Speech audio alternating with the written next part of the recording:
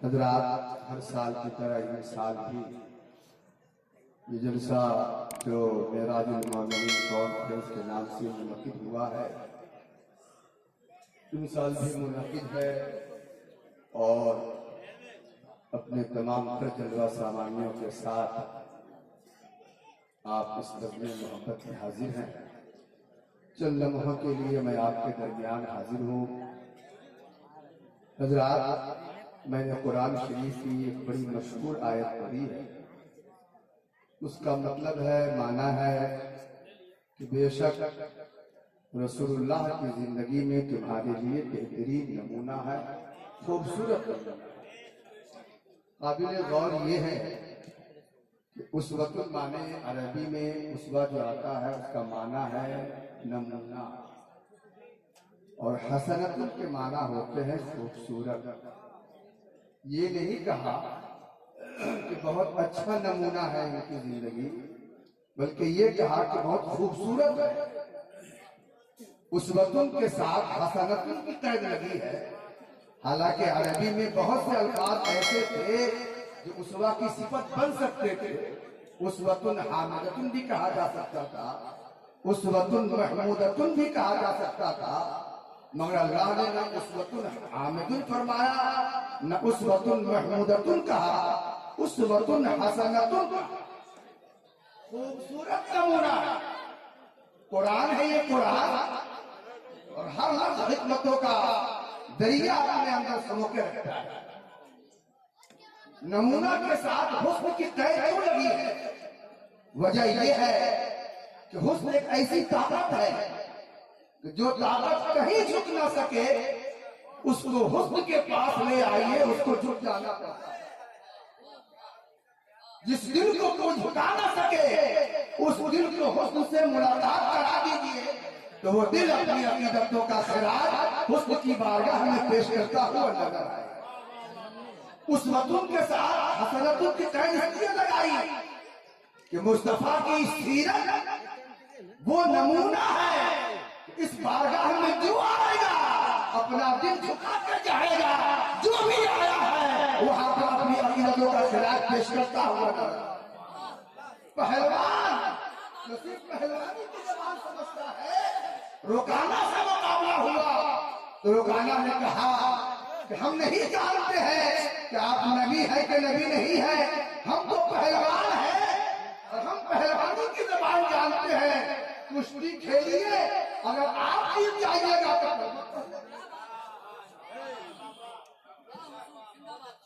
वो समझ रहा था कि खजूर पर गुजर बसर करने वाला आदमी खिदमत के नाम पर पहलवान से क्यों कर मुकाबला कर सकता है। जैसे ही उसने कहा कुश्ती खेलिए, आप जीत जाइएगा तो कलमा पढ़ लेंगे। सरकार ने फरमाया तुम्हारा चैलेंज बन गया।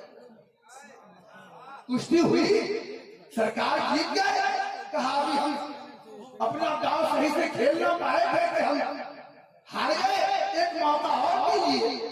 दूसरा मौका सरकार ने दिया, उसमें भी वो जीत गए। एक मौका और दीजिए। तीसरी मरतबा कुश्ती हुई, फिर वो शिकस्त खाया, सरकार जीत गए।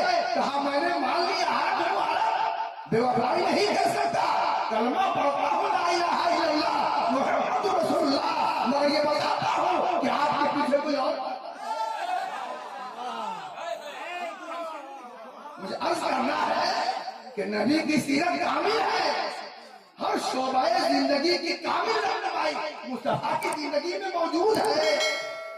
मगर अफसोस है ये अफजल भाई, जनाब हैदर साहब, कि नबी की सीरत के बेशुमार पहलू हैं। हमारे जलसों में नबी की सीरत का एक ही पहलू क्यों बयान होता है, और वो पहलू सिर्फ जंगों के हवाले से कि फला साहबी ने तलवार उठाई और गर्दन काट दी। इस्लाम में जो जंगें लड़ी गई हैं, आप याद रखिए, वो जंगें इस्लामी जंगें नहीं थी, वो सारी की सारी जंगें दिफाई जंगें।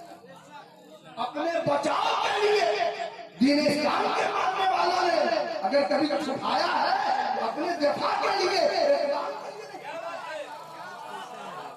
मगर हमारे उलमा बुरा न माने, हमारी शोहरा बुरा न माने, हमेशा नबी की सीरत के पहलू को इकरामी हैसियत के साथ बयान करके दूसरों को बहुत कुछ कहने का मौका दिया। जिस नबी ने अगर कभी अपने दुश्मन पर तलवार उठाई, उसी नबी की सीरत तो ये भी है कि जब गारे हिरा में पहली वही नाज़िल हुई थी, हुजूर का बदन कहाँ पर रहा था, हजरत खदीजा के घर आए, खदीजा जम्मिलूनी, मुझे कंबल उड़ाओ, मुझे कंबल उड़ाओ, मुझे अपनी जान का डर है। तो हजरत खदीजा ने फरमाया, अर्ज किया कि अल्लाह के रसूल मोहम्मद सल्लल्लाहु अलैहि वसल्लम हरगिज़ ऐसा ना फरमाए, आप गरीबों को खाना खिलाते हैं, आप मजदूरों की मजबूरी खत्म करते हैं, आप यतीमों की देख रेख करते हैं, मेहमानों की मेहमान नवाजी करते हैं। जो आदमी समाजी सतह पर ऐसा खूबसूरत काम करने वाला हो, अल्लाह का उसको जाए नहीं। नबी की सीरत का तो ये भी पहलू है, आखिर नबी की सीरत का ये पहलू क्यों नहीं? हजरत हमारे फारूक के जमाने में एक ईसाई भीख मांग रहा था, बदल में उसके पास का था। हजरत उमर फारूक रज़ी अल्लाह तआला अन्हु को बड़ा रहम आया, जलाया, कहा तुम भीख क्यों मांगते हो? क्या तुम्हारे पास बेटे नहीं है, औलाद नहीं है? क्या सब है, मगर उन सब लोगों ने मुझको बेयारों मददगार छोड़ दिया है। उमर फारूक रज़ी अल्लाह तआला अन्हु ने ये कानून जारी कर दिया कि जो भी हमारी ममलकत में मजबूर है, गरीब है, बूढ़ा है, उसके लिए वजीफा जारी किया। हमारे दीन का पहलू ये भी तो है, नबी की सीरत और उनके सहाबा की सीरत का पहलू ये भी तो है। आखिर हमारे वजह से नबी की सीरत का ये पहलू क्यों नहीं है?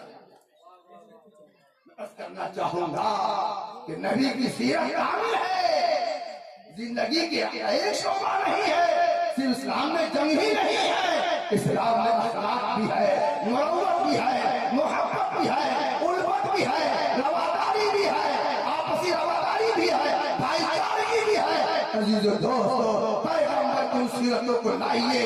जानते हैं माइकल हार्ट बहुत बड़ा यहूदी लेखक था, उसने चाहा तो वो दुनिया के वो बड़े 100 लोग जिनकी किताबें या जिनकी तालीमात या जिनके अफकार, जिनके नजरियात, जिनके कारनामों ने दुनिया का रुख बदल कर रख दिया है, इनकलाब बर्पा किया है, ऐसे 100 लोगों की जिंदगी का पर एक किताब मैं लिखूं, जीवनी पर किताब लिखूं, और उन्होंने किताब लिखी, उसका नाम है द 100।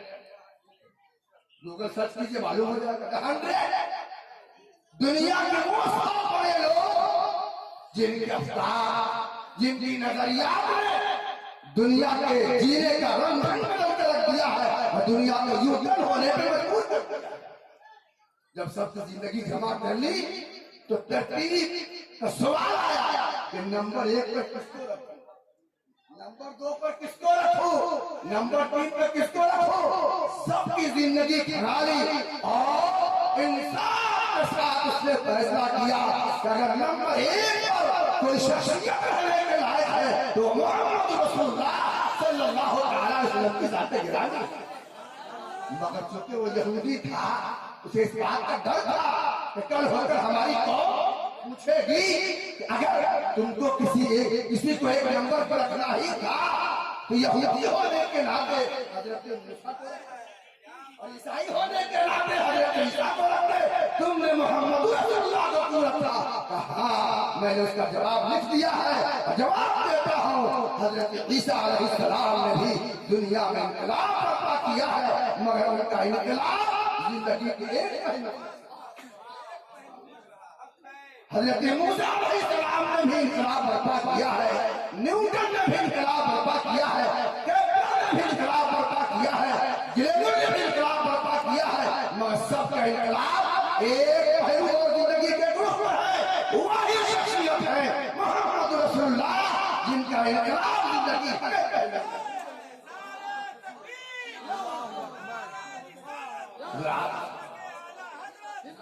वो है नबी का इनकलाब। अगर वो नबी पल भर में फर्शे जमी से अर्शे बड़ी पे जाते हैं तो दुनिया का काजू नहीं होना चाहिए। जो सबसे बड़ा है वो सबसे बड़े की बारगाह में अगर गया है तो कोई नई बात नहीं है।